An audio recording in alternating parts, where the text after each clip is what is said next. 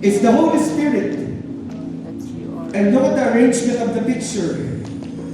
God is telling you, arise, shake off.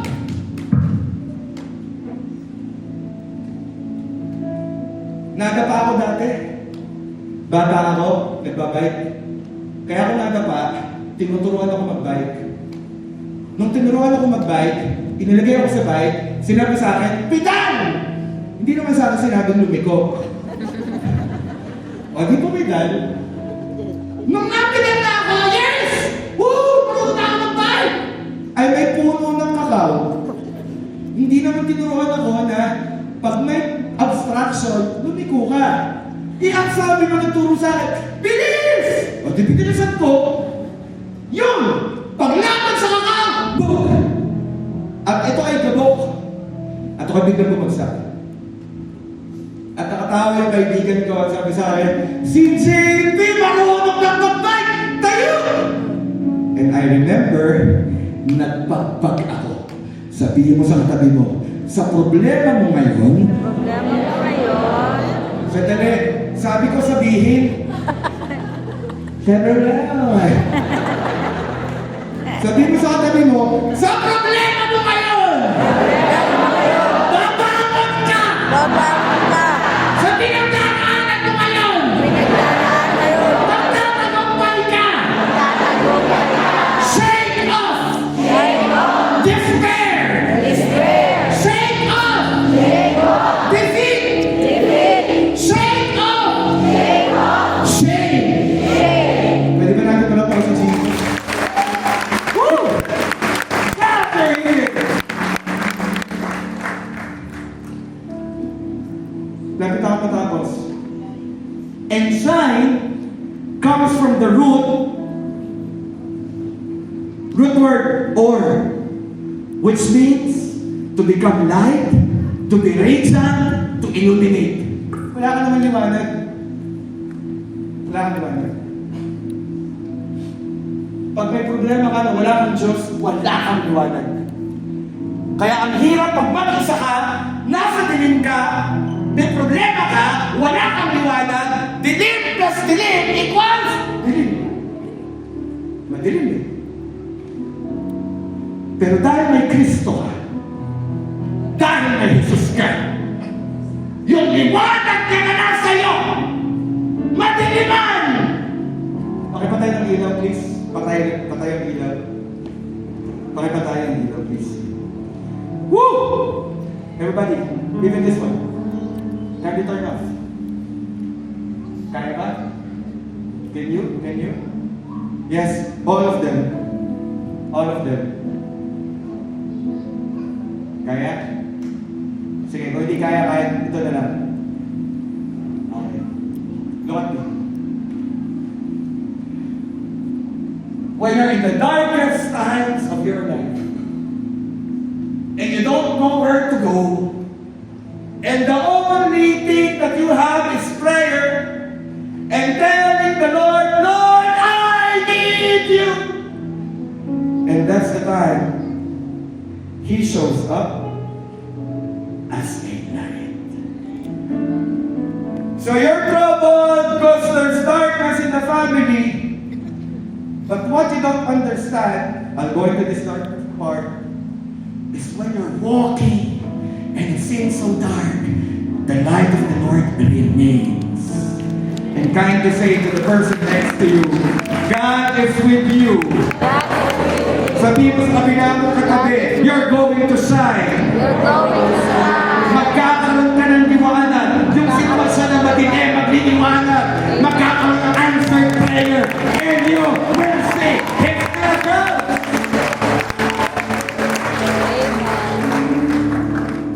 You don't shine because you're perfect. You don't shine because you're perfect. You shine because you reflect His glory. He's the perfect one. That's the reason you shine. Number 4. Dito ko tatapusin. Receive.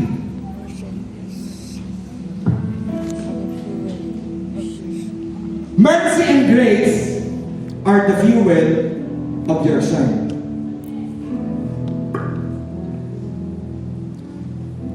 What does Hebrews 4:16 says? Say, we receive when we come to God. Balikan ko yung verse. So let us come boldly to the throne of our gracious God, not our condemning God, our gracious God. There, saan daw? Sa throne of grace and mercy, we will receive. Look at me. When you have a problem, don't wait for the problem to become big.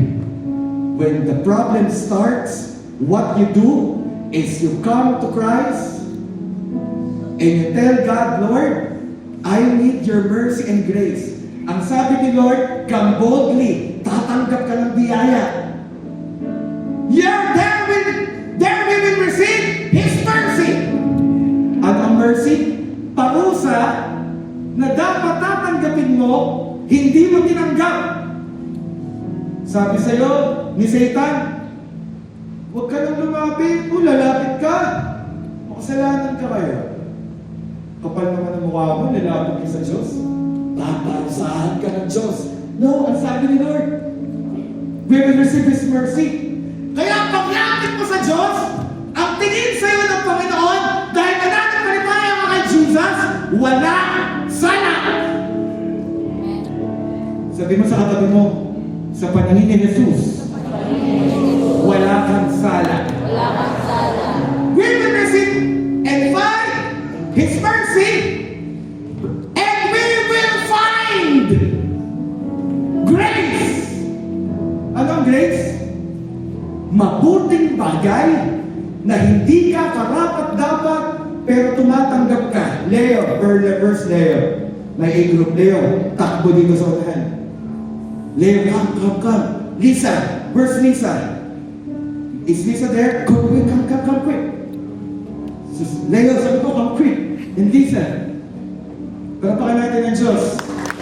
Leo is my A-group. Lisa is Ate Ruth's A-group. Leo, stand here. You both. Praise God. Si Leo ay barko sa kapit. Barko.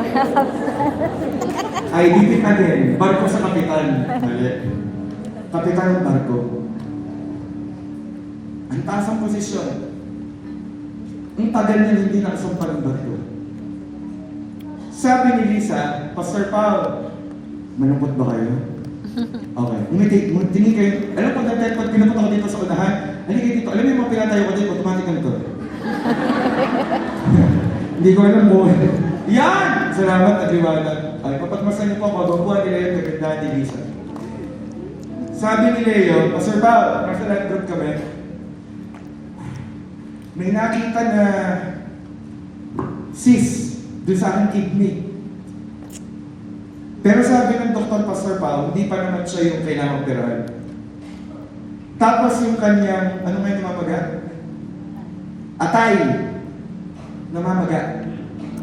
Pero si Leo, sabi niya, Pastor Paul, kung may natutunan ako dito sa pinagdaanan namin sa buhay kami mag-asawa, ay lumapit sa Diyos. Eto maganda. Kami po ay nagkita, unang pagkikita namin, after nung sabihin nila to, pababa siya. Magkapit bahay kami, nandun siya sa may baba. Binababaan niya ako ng bintana, nag-sharing kami. Maniwala kayo, 20 minutes, nakatayo ako doon sa bintana na ganyan, at nandun siya sa loob ng kotse. Hindi ko na napansin eh, basta nag-sharing kami and then we prayed for the family. Yung una pala, kumilos sa si Lord. Ito ngayon yung padalawa. Sabi niya, Pastor Paul, I need to pray for the health. Nung Sunday, kailan? Sunday, nagkita kami and they prayed for his kidney and liver. Remember, God is good. Pwede ba pala pa si Jesus? And we pray, God! Hindi ka nagbabago noon, ngayon, at magpakailanman. And Father, in the name of Jesus, that cyst in the kidney, we're praying. Let it be removed in Jesus' name. And let that river na namamaga be right now healed. And Lord, we are forbidding and we are permitting. Sabi yun sa Matthew 18:18. You know what happened? Lisa, yesterday, texted me. At ang sabi niya, Pastor Paul, in-ultrasound si Leo. Are you ready for the good news? All the organs, the kidney, the liver is okay. Pwede ba natin mga ng Diyos? Thank you so much, Leo and Lisa. So what's your situation? Where's Beth? Ito ko sa person eh. Kapatid niya dito. Beth, Ruth nga. Sabi ko, chinecheck ko lang kung alam niya ang pangalan na talaga. Ginano ko kaya ito, magkababata ako, di kaya. Hindi kami magkababata. Beth, di kami dito.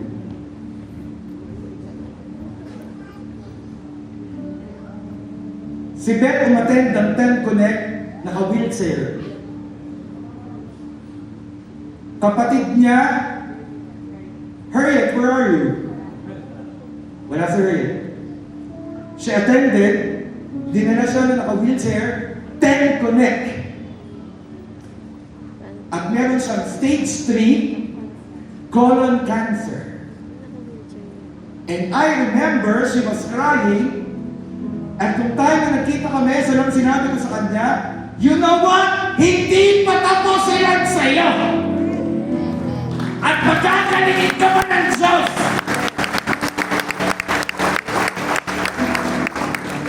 We pray there. Nagpa-pray siya kay Gio. Who's your life group leader? Sis Raquel. Raquel, where are you? Raquel, where are you? There's Raquel at the back, holding her baby. The eagle prayed. 80 prayed. And look right now. Cancer free. Can you give the Lord the best clap of praise?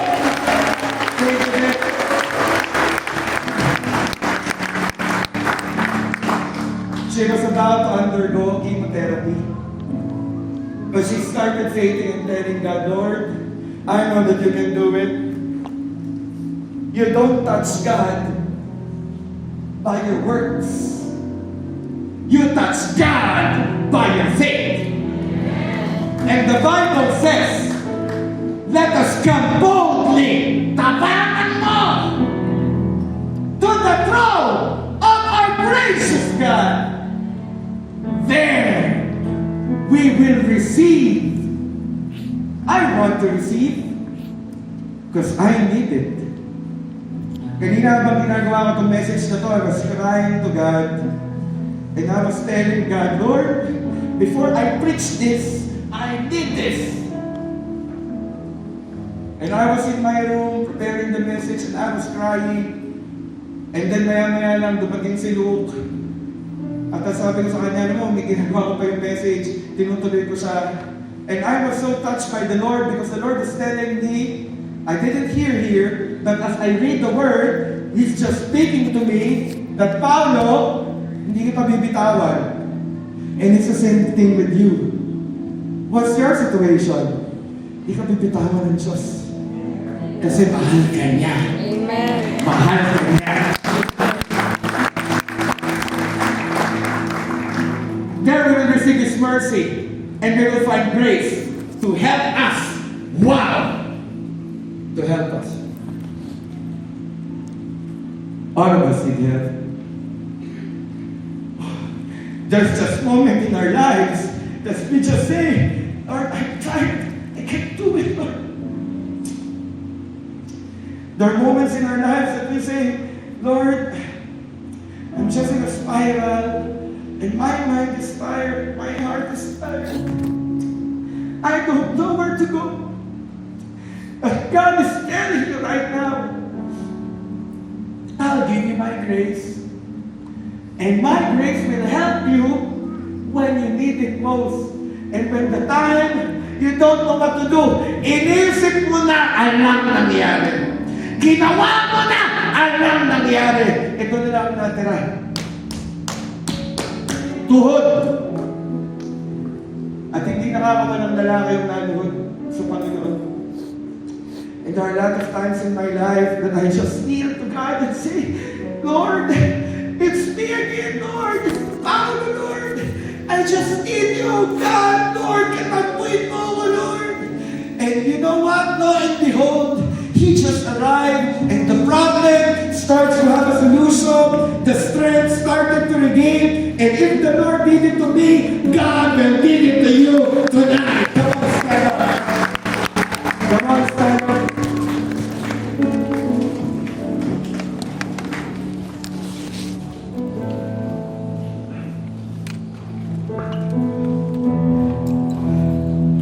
So I'm going to tell you, your road has not ended. The railroad of the train where you are ay hindi naputol. The fire has not depleted. What's your situation? Can I invite JD and Manila, please? Welcome to the presence of God. Because He is an awesome God. We will sing the song. And I'm challenging you. Who needs a miracle tonight? Raise your hands. Who needs a miracle? Bye-bye. You know what? As I was preaching, as you listen to the word, somebody here had that urge that I want to come. They will sing the verse part after the chorus.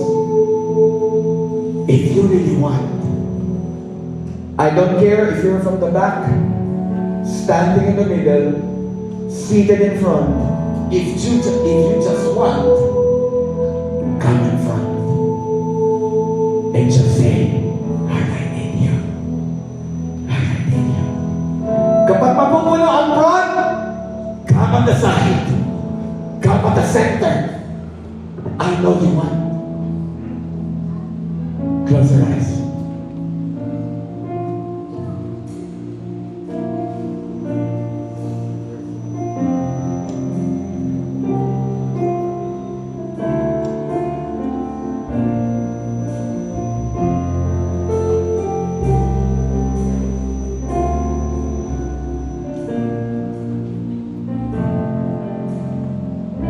Bigyan. Yung gusto pumunta dito sa unahan, come on, if it's not you, come in front, come in front, come in front, come in front.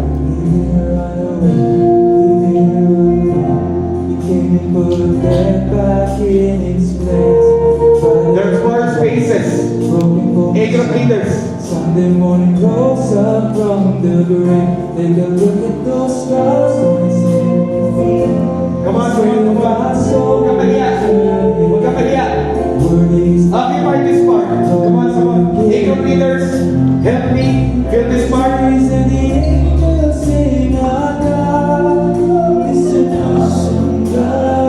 God is here.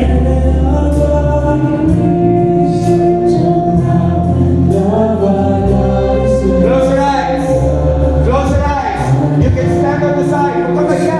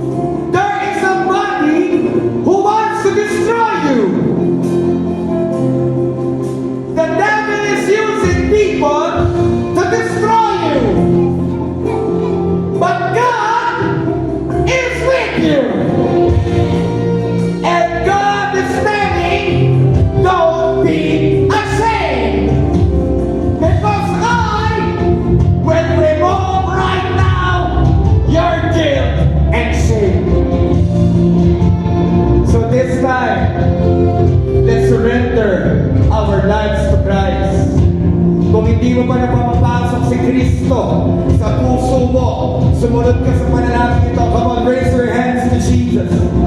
Close your eyes. Walang pakailangan ng kapatid.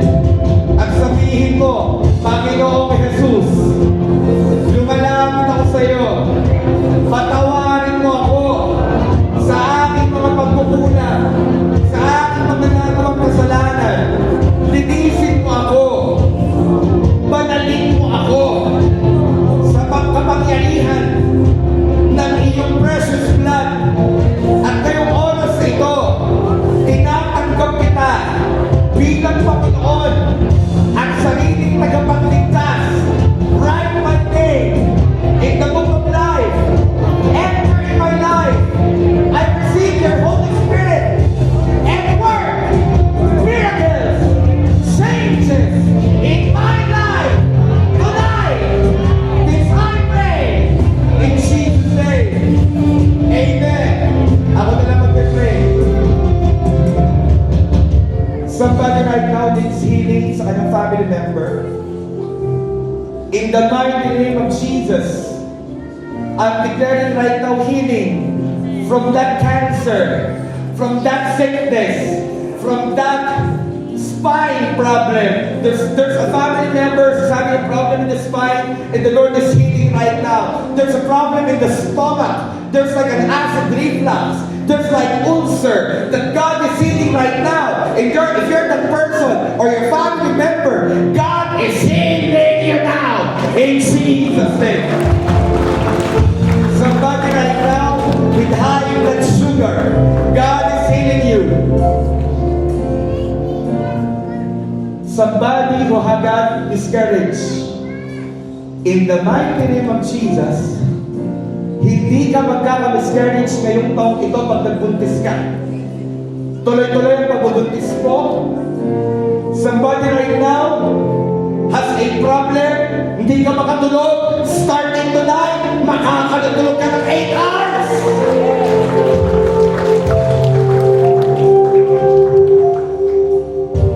I rebuke suicide. Somebody here has planned suicide multiple times. I rebuke that spirit of suicide. Labas! In Jesus' name. I am declaring right now, hunger. Gusto mo ba ng presence ng Panginoon? God is filling you. And right now, there is somebody. Ang sabi mo, Lord, ako naman. At ang sabi ni Lord, yes, ikaw, ngayon. Come on, tell God what you need. Tell God what you need. Tell God what you need. Come on, open your mouth. Pray. Pray. Come boldly to the presence of God.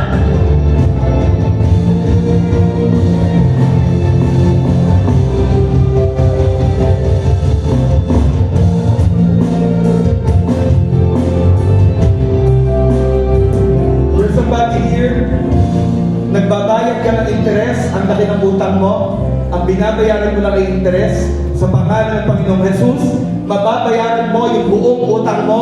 May utang kang makakansela, may utang, may pinagkakautangan ka ng malaki, at sasabihin ng pinagkakautangan mo, kinakansela ko na ang utang mo, at wala kang utang na loob sa akin.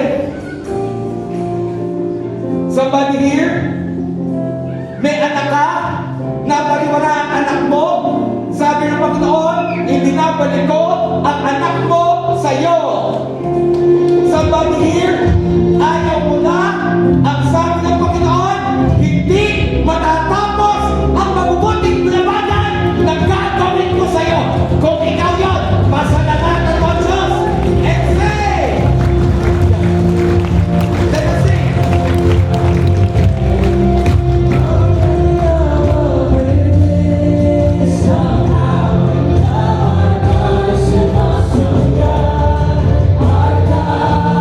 Is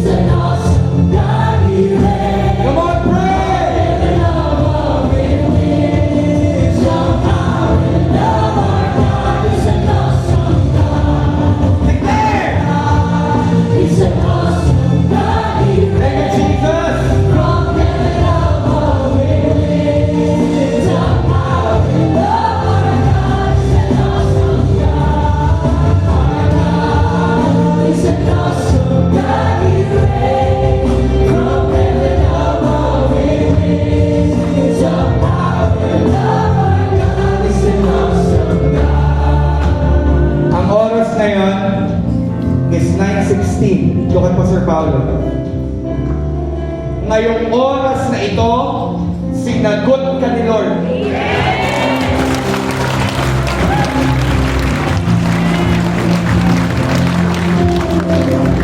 Meron dito lalapit sa A-group leader. May isang gathering lang tayo na kami na ang magte-testify kasi sinagot ka ni Lord tonight. At kung ikaw yun, malakasan mo na po kay Jesus! Father God, lahat ng salita na tinanggap namin ngayon ay pinababalutan namin ng blood of Jesus. At walang salita na tinanggap namin ngayon na mananakaw ng enemy. This seeds of words that we have received shall flourish, and all of this young professional will grow for you. Father, I put you into remembrance what you have called us to do. Gather my young professionals where they are mine. And thank the Lord, all of these people is for Jesus Christ alone. To a God who is awesome. Let's raise our hands to God. To a God who is awesome. To a God who answers, who removes guilt and shame, and gives birth and grace. To Jesus Christ be all the glory, all the honor, and thanksgiving in the powerful name of the awesome God Jesus. And everybody shout, Amen! Palamakan natin ang palakas sa Jesus.